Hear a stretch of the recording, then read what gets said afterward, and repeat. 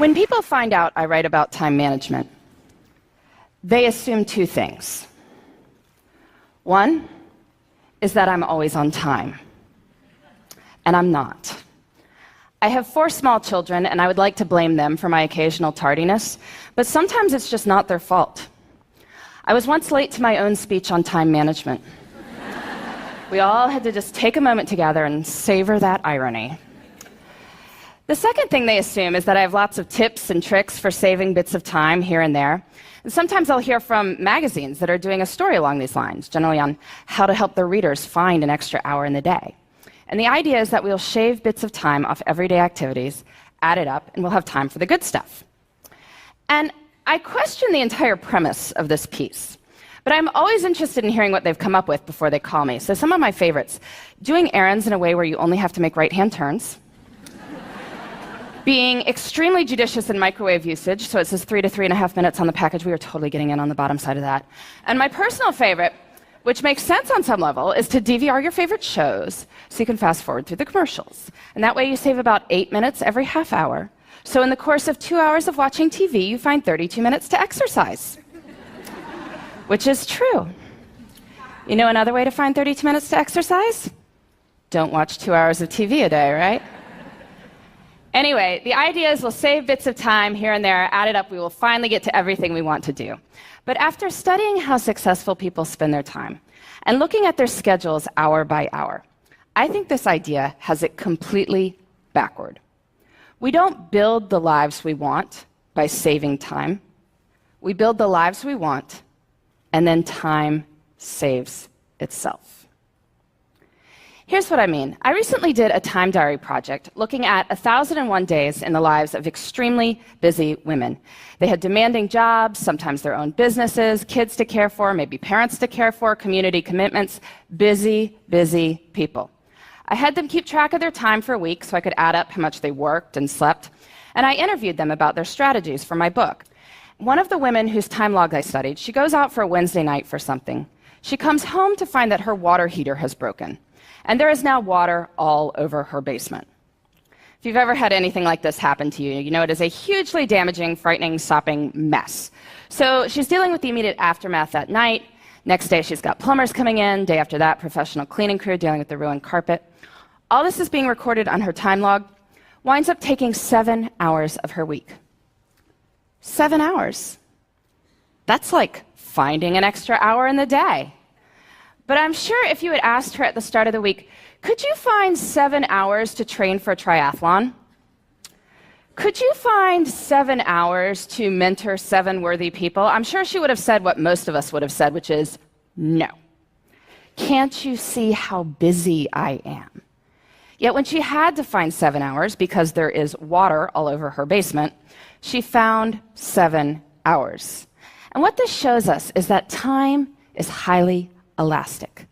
We cannot make more time, but time will stretch to accommodate what we choose to put into it.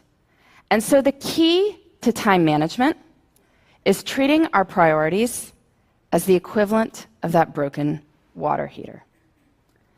And to get at this, I like to use some language from one of the busiest people I ever interviewed. By busy, I mean she was running a small business with 12 people on the payroll. She had 6 children in her spare time. I was getting in touch with her to set up an interview on how she had it all, that phrase.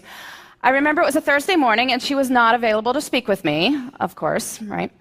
But the reason she was unavailable to speak with me is that she was out for a hike, because it was a beautiful spring morning, and she wanted to go for a hike.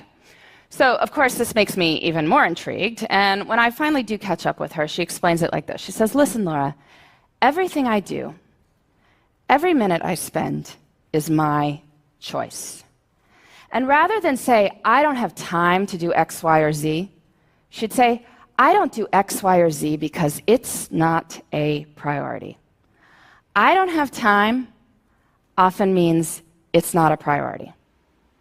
If you think about it, that's really more accurate language. I mean, I could tell you I don't have time to dust my blinds, but that's not true.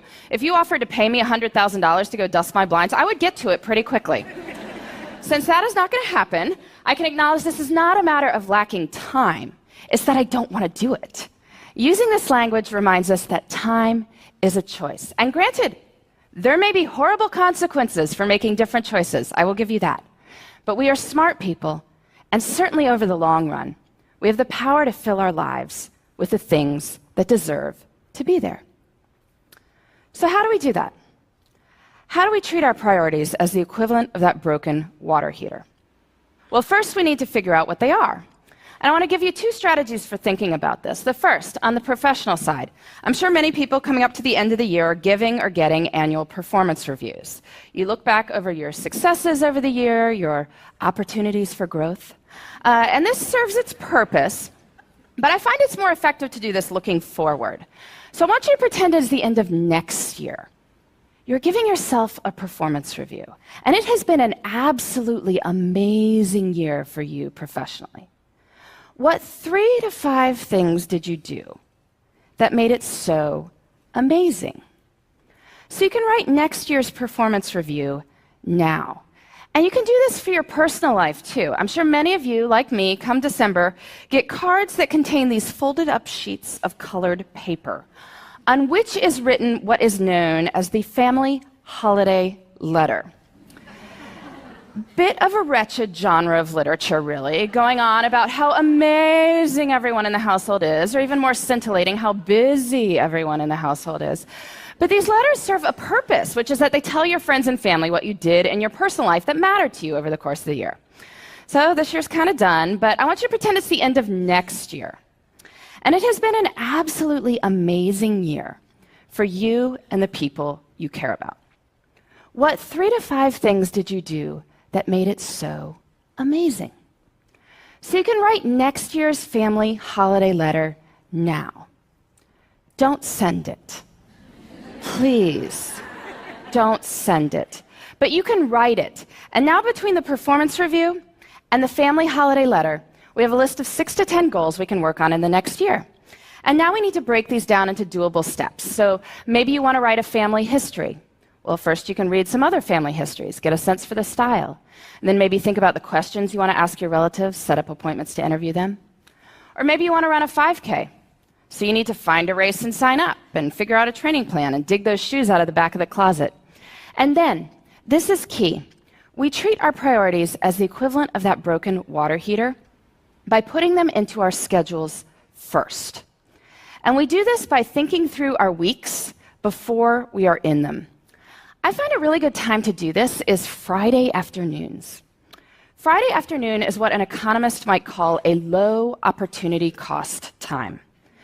Most of us are not sitting there on Friday afternoon saying, I am excited to make progress toward my personal and professional priorities right now. But we are willing to think about what those should be. So take a little bit of time Friday afternoon, make yourself a 3-category priority list: career, relationships, self. Making a 3-category list reminds us that there should be something in all 3 categories. Career we think about, relationships, self, not so much. But anyway, just a short list, 2 to 3 items in each. Then look out over the whole of the next week and see where you can plan them in. Where you plan them in is up to you. And I know this is going to be more complicated for some people than others. I mean, some people's lives are just harder than others. It is not going to be easy to find time to take that poetry class if you are caring for multiple children on your own. I get that. And I don't want to minimize anyone's struggle. But I do think that the numbers I am about to tell you are empowering. There are 168 hours in a week. 24 times 7 is 168 hours. That is a lot of time. If you are working a full-time job, so 40 hours a week, sleeping 8 hours a night, so 56 hours a week, that leaves 72 hours for other things. That is a lot of time. You say you're working 50 hours a week, maybe a main job and a side hustle. Well, that leaves 62 hours for other things. You say you're working 60 hours. Well, that leaves 52 hours for other things. You say you're working more than 60 hours. Well, are you sure? There was once a study comparing people's estimated work weeks with time diaries, found that people claiming 75-plus hour work weeks were off by about 25 hours. You can guess in which direction, right? Anyway, in 168 hours a week, I think we can find time for what matters to you. If you want to spend more time with your kids, you want to study more for a test you're taking, you want to exercise for 3 hours and volunteer for 2, you can. And that's even if you're working way more than full-time hours. So we have plenty of time, which is great, because guess what? We don't even need that much time to do amazing things. But when most of us have bits of time, what do? Pull out the phone, right? Start deleting emails, or otherwise we're puttering around the house or watching TV. But small moments can have great power. You can use your bits of time for bits of joy. Maybe it's choosing to read something wonderful on the bus on the way to work. I know when I had a job that required 2 bus rides and a subway ride every morning, I used to go to the library on weekends to get stuff to read. Made the whole experience almost